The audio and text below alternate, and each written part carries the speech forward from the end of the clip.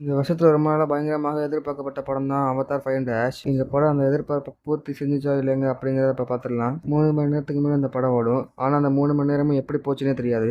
அந்த அளவுக்கு கதையை ஸ்மூத்தாக இன்ட்ரெஸ்டிங்காக நரேட் பண்ணியிருக்காங்க. இந்த படத்தில் புதுசாக ஒரு கிளானை கொண்டு வராங்க. இவங்க எரிமலை வாசிங்க அப்படின்னு சொல்லலாம். இயற்கையை நேசிக்கிற நாவிகளுக்கு ஆப்போசிட்டாக ரொம்ப கோவம் ரொம்ப சூடான குணம் கொண்டவங்க.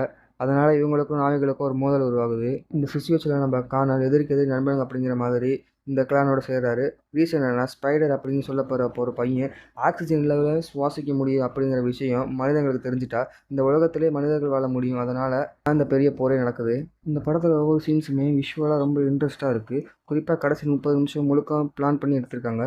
வில்லியம் சைடும் சரி ஹீரோ சைடும் சரி மாறி மாறி டாமினேஷன் காட்டி கடைசியில் ஒரு சூப்பரான கிளைமேக்ஸோட முடிச்சிருக்காங்க. ஸ்பைடருக்கு இருக்கிற பவர்ஸ், விங் ட்ரைடர்ஸ் மாதிரி புதுசான கேரக்டர்ஸ் எல்லாமே பார்க்குறதுக்கு ரொம்ப ஸ்பெஷலாக இருக்குது. ஜேம்ஸ் கனோட திங்கிங்க்கு கண்டிப்பாக ஹெட்ஸ் ஆஃப். ஒரு சின்ன ஃபீல் என்னென்னா, முந்தைய அவதார படங்களோட கொஞ்சம் சிமிலாரிட்டி இருக்கோ அப்படின்னு தோணும். ஃபயர் வாட்டர் மாதிரி எலிமெண்ட்ஸ் எல்லாம் மையமாக வச்சு தான் இந்த கதை போகுது.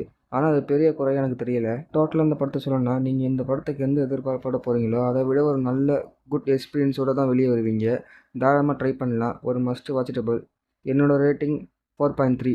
நான் சொன்ன இன்ஃபர்மேஷன் உங்களுக்கு ஓகேவாக இருந்தால் ஷேர் பண்ணி சப்ஸ்கிரைப் பண்ணுங்கள்.